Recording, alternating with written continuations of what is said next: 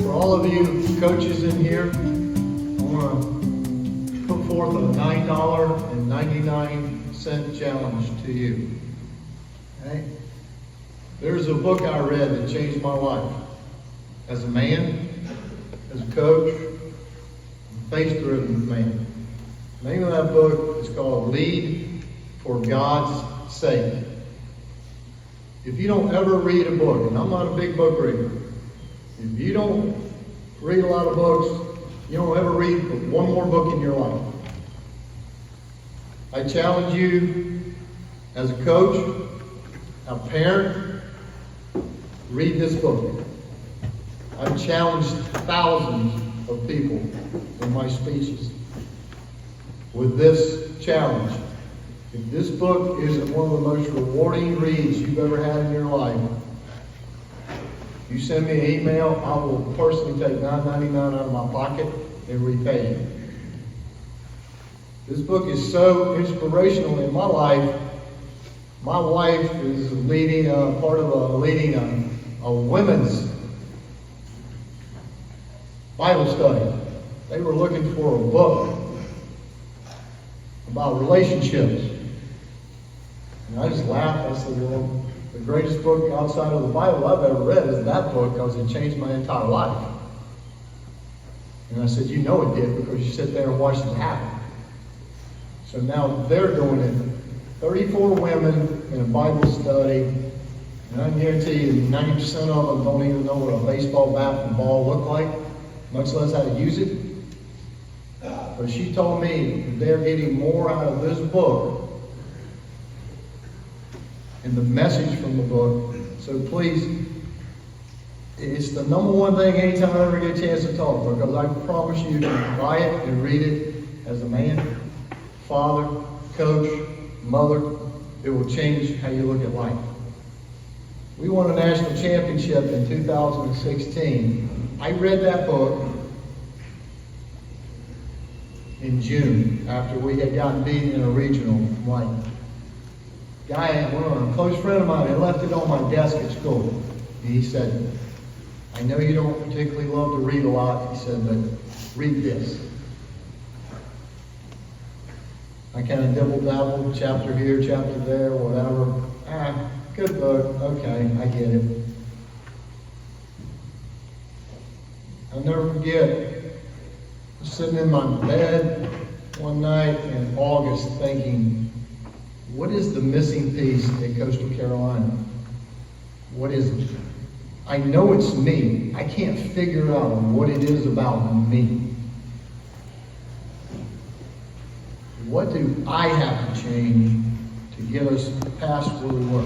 Just so that you know, from 2000 to 2024, Coastal Carolina University Baseball was the 6th winningest program in Division I baseball over that span of 25 years. 6th. But we had never got to Omaha, along so many of those years until 2016. We had won all during that time. We had knocked on doors, went to 20 regionals in the 29 years I was there.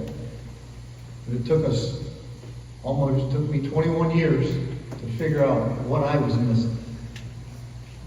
It wasn't about coaches, X's and O's. It wasn't about anything else. What it was me. Relationships. That's what that book did for me. And without telling the whole story, because I'd love for any of you to read the book. I love you. You young players need to read that book. Because relationships are what it's all about. And number one relationship needs to be with a maker. It's the most important one you can ever have. Family is next. The guy on the left and right of you could very well be the next in line. Baseball will go away one day. Your relationships don't have to. The guy just sitting on the left and right of you may be the guy who saved your life one day. Maybe the godfather to your children. Maybe that guy that when everything is going wrong, that's the one phone call you can make. Because you know he'll love you, and you'll know that he'll be honest with you. So my message today, very quickly, is honestly about teamwork. Your generation is so different than mine. When I grew up on a farm. I didn't have a car. If I didn't get a buddy to pick me up, take me back, do whatever, it was 2 miles, 2.2 miles down a railroad track, down a dirt road, back to the house after practice.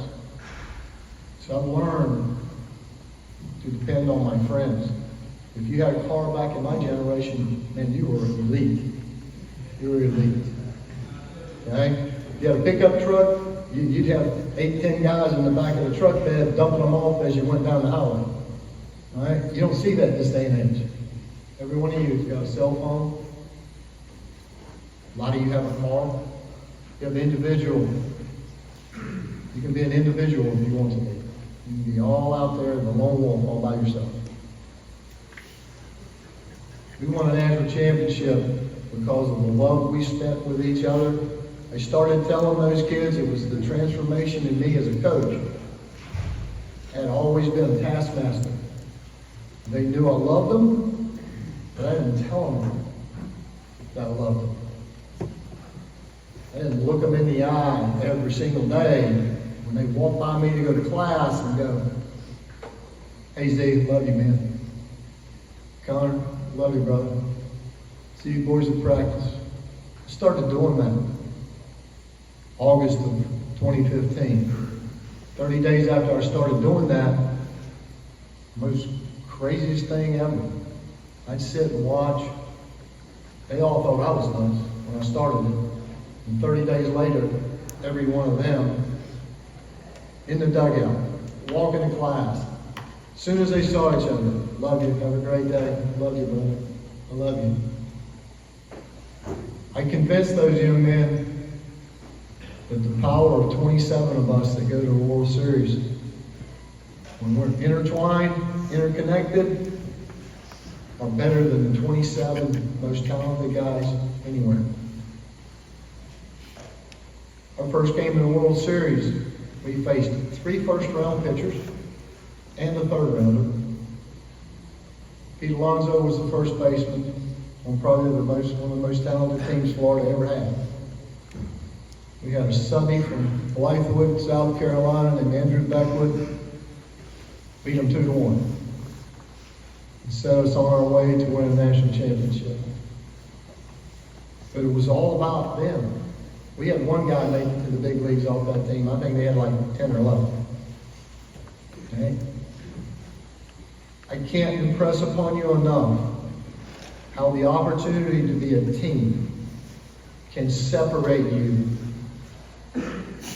in any close game, anything that goes on in life, being able to surround yourself, whether it's a teammate or a team.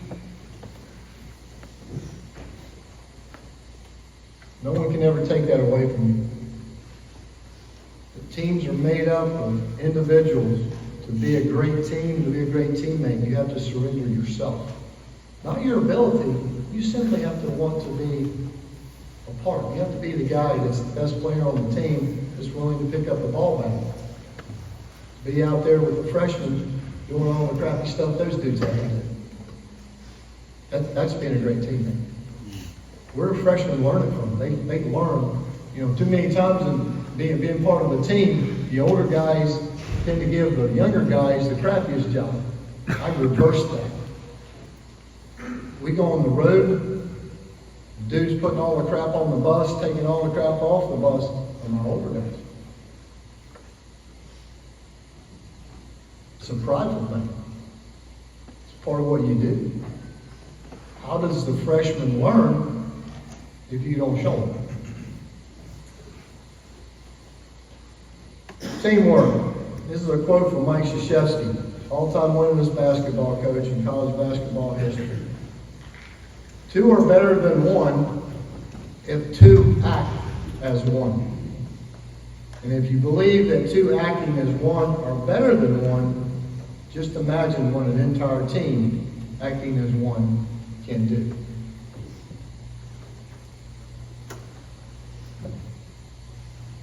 idea is brought to our attention when Coach Krzyzewski reminds us of the strength of teamwork.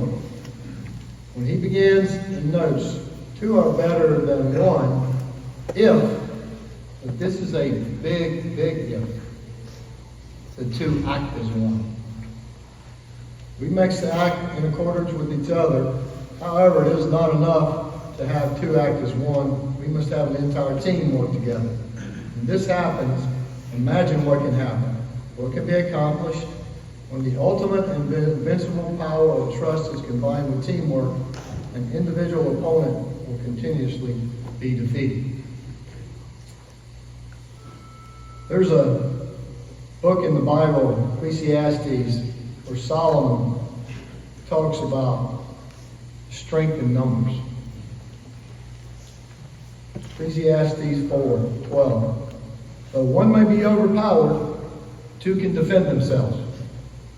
A cord of 3 strands is not quickly broken. Yeah, you ever watch guys on TV and there's 2 guys and they're fighting half a dozen? What is the first thing that trained fighting people do? Back to back. I'm only fighting what's in front of me because my brother's got my back.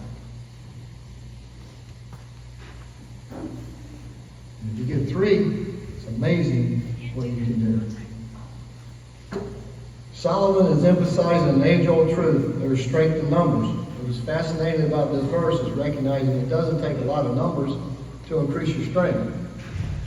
In this analogy, you focus on a cord of 3 strands. So let's look at this and what it means to be a cord of 3 strands. A braided cord is much stronger and harder to break than thread 3 individual. Put 3 individual pieces of rope versus a twisted or braided. You ever go to Lowe's or Home Depot and you have to buy rope, right? And you look at the tensile strength of the rope. A simple stranded rope compared to twisted or braided. You pay way more money for the twisted and braided because it will hold more weight. It will flex and continue to hold more weight. An individual single strand, they will easily be broken. In the scientific description of this, in the simplest form, fiber that is twisted or braided is stronger than the same bundle of fibers that are straight because the cord has more capacity to stretch. It won't stretch to the same length as the straight fibers, but in exchange, the fibers can compress. What does all this mean? Here's what it means. 3 strands are not easily broken. When you are in a close relationship with others and you are braided together, you will stay together. You will have more support. You will increase your capacity. You'll be more productive. You'll have better results. However, there's one critical point to this. It only works when the braids are braided together, not when they remain separate. This means you are not competing against others, but you are connecting with them. For you to have more support or to be more productive, you must get connected and intertwined with other people where you each strengthen each other. You must resist the temptation to be a lone ranger, and you must have someone who is engaged in your life. If you are a lone ranger, you may think that is a sign of strength, but the truth is you are much weaker when you are not connected. Jesus modeled this. When Jesus was on earth, he chose 12 disciples. But out of the 12, he had 3 he was closest to. He revealed things to them. They had experiences with him. The others did not share. In one instance, as Jesus was getting closer to his crucifixion, he went to the garden to pray. Notice who Jesus took with him. This is from Matthew 26. Then Jesus went with the disciples to a place called Gethsemane, and he said to them, "Sit here while I go over there and pray." He took Peter and 2 sons of Zebedee, which is James and John, along with him. And he began to be sorrowful and troubled. Then he said to them, "My soul is overwhelmed with sorrow to the point of death. Stay here and keep watch for me." not only did Jesus ask them to pray with them, but he poured out his emotions to them. Remember, he revealed things to them he did not reveal to the others. This is a cord of three strands in action. And if Jesus modeled this, then what about you? What does your life model, or how does your life model a cord of three strands? 7 questions you need to ask yourself. Do you have a friend or friends in your life with whom you can talk openly and honestly about how you feel and how you're doing? Can you tell them the truth about any struggles, fears, temptations you deal with without fear of being judged? You have people you can call at a moment's notice who will pray with you, for you, and with you. You have people you can talk in fellowship with and not just be talking about Bible or spiritual stuff. You have people in your life who will tell you the truth, even though you don't want to hear it. Does everyone in your circle always agree on everything and see life in the same way as you? This probably isn't healthy. Are there people in your life where you can just let your guard down, laugh, joke, hang out, and go a little crazy and be human? If you're going to build a cord of three strands, that's not easily broken. You need these type of people in your life. You need people you can laugh with, cry with, pray with, eat with, watch a movie with, talk on the phone with, share your goals, worship together, work out together. The list goes on and on. These people will challenge you, comfort you, correct you, and encourage you in your journey with the Lord. As I said before, you don't need a lot of people. When these people exist in your life, then you are understanding what it means to be a cord of three.